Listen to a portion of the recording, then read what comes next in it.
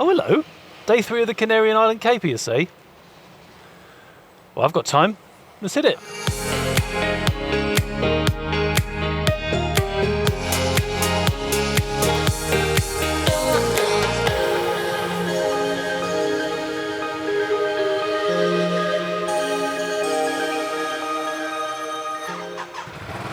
Hey, what? That was lucky that I already had all my gear on, wasn't it? Interesting. I think everybody uses the force here. We were all moving before the light even changed. First thing you have to do, battle a way out of the Las Palmas rush hour traffic. If in doubt, always follow a local scooter. Seem to be the best at breaking the rules in any city the world over. Do you know the way to San Jose? Yeah, it's just there. Yeah, that was just a quick 30-kilometer blast down the motorway once again, leaving the city behind us, and then straight back into the twisties. Right, with that little stretch of motorway out of the way, it's time to go and get in amongst them thar hills. Hopefully without too much interaction from that thar rain. Incredible how it seems to be tropical heat somewhere, and raining somewhere else, freezing cold somewhere else, all at the same time on this little island. But it looks like they forgot to set the alarm for the actors for this part of the show. There's nobody here. But today's video is about something that you probably wouldn't necessarily see in TripAdvisor or hipster travel blogs about the coolest beach to go to on the island, but rather a hot tip given to me by Jen at Canary Ride as she was sorting me out with my bike. Thanks so very much, Jen. She mentioned to me that there's a couple of little roads down here in the bottom right-hand corner, if a round island can have a corner. They're not particularly well signposted, they're not particularly well known, but these roads are definitely worth a visit, and they go in a nice little loop, so if it's really good, we can go around it again the other way. So yeah, today's video is all about listening to hot tips from locals.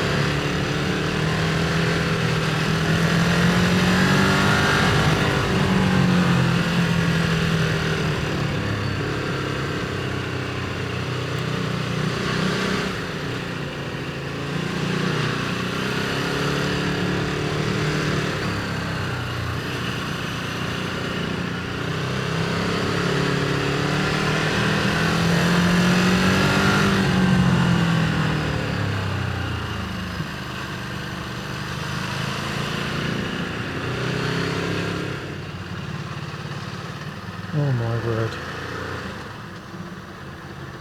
The most incredible bit is, this isn't even the bit that was recommended yet. Although maybe that's the trick. She's Mr. Miyagi'd me into coming this way. What a valley. I tell you what, they don't make them like this back home, do they, Bert? At the very least, there'll be a couple of water features down by here, and a big pile of shit over here. And this is definitely the way that we're going to be coming home again. Oh, GoPro is dead. Time for a quick tea break. I was going to walk up to that peak, but apparently, aviso, prohibido todo tipo de vertidos. Just incredible sights.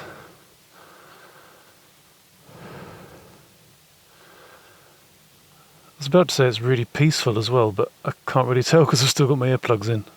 I can't imagine it's not though. There's literally nothing here. Just got to get down without breaking an ankle. Got to be happy with cliffs to come wandering about out here. Right, well that's warmed me up nicely. I was considering, once again, sticking on this phantom waterproof jacket that you're probably not believing I even have with me now. But now I'm nice and toasty. And here we go. This is the first of the roads recommended to me by Jen at Canary Ride, the GC 550. Thankfully, heading in the direction of the sunshine. Right then, Jen, let's see what you've got.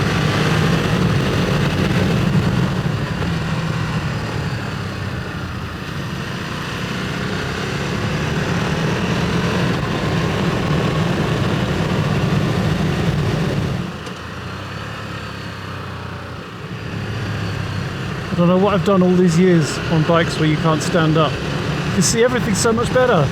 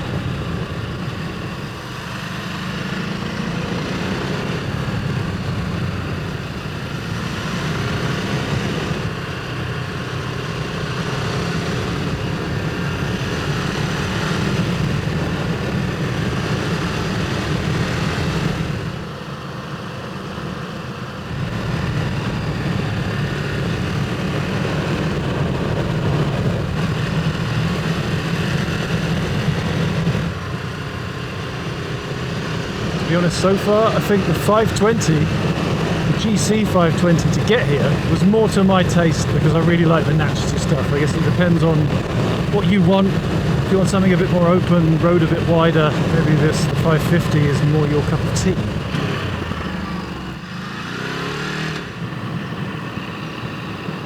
Naked woman milking a goat. Pretty sure I've had a dream like that. Can't remember if I was the woman or the goat though. Righto then, Beeline, what crazy detours and backyard antics have you got for me today? Look at that, none whatsoever, straight onto the right road into the valley. Nicely done, Beeline.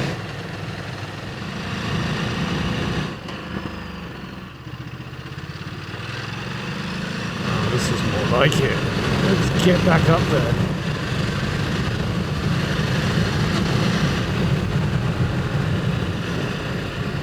Except here in the shadow of the mountain and of the clouds, it's definitely getting a bit nippier. So finally going to do it. I'm going to stop and put the jacket on.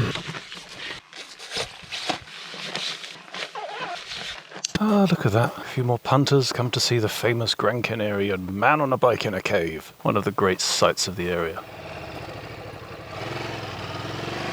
But obviously now that I've put the coat on, I've immediately started to get warm. This jacket it's just fantastic. Knox gave it to me at the beginning of time with my very first Mark 1 Urban Pro, and it's still going strong, still waterproof, still fits like a glove, and it's so small and so light that you don't even notice it stuffed in that back pocket. Was that Mick Dundee?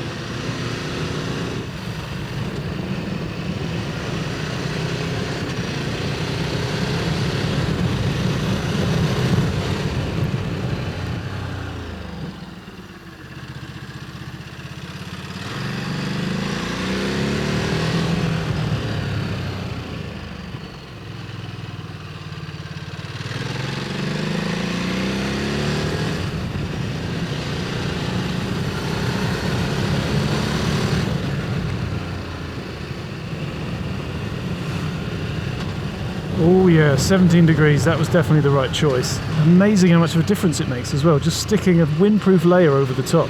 No extra thermal bits in there. It also shows the incredible effectiveness of the Urban Pro jacket, how much wind it really does let through when you let it. How much wind it lets through when you let it. Lost touch. I don't even know if that's good English anymore.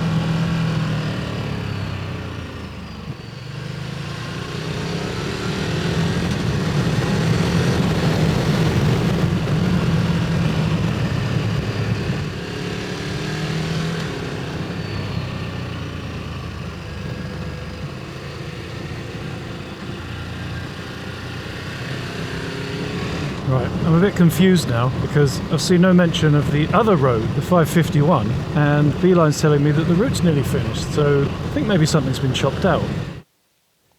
Well, it looks like we already did it. We've just got round the route far faster than I expected, and it turns out I was confused by what road I was on because of the sign that was where I stopped and had a little hike. It definitely said 520 on it. I've checked the pictures, but that was actually the 551.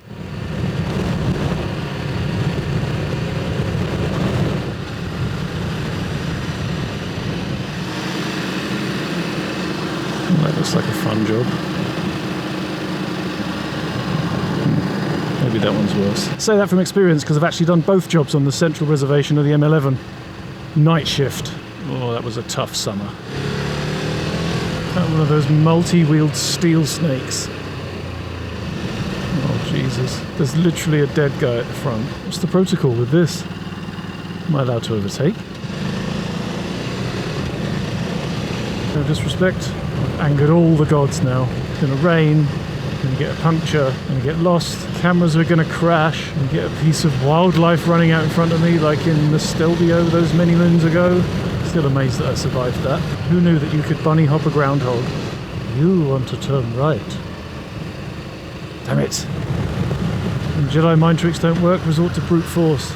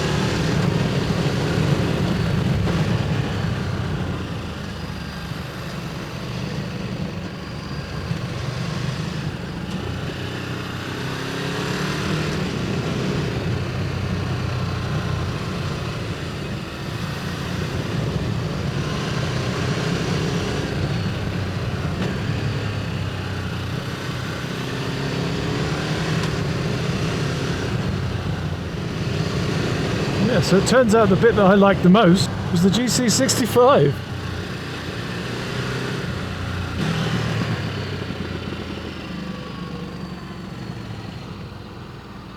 Wow.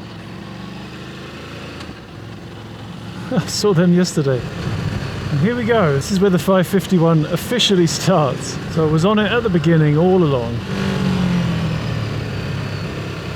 Too wide, there could be a car hidden in the valley there, in the rocks, in the crevices.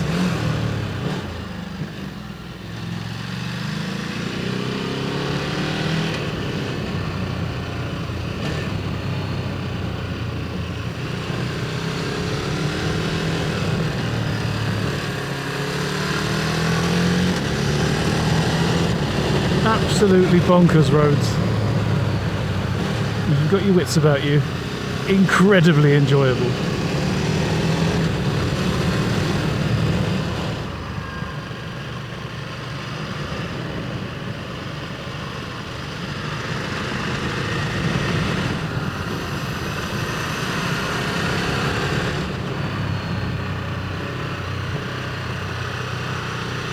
Just realised as well I've been riding the whole day in the urban setting.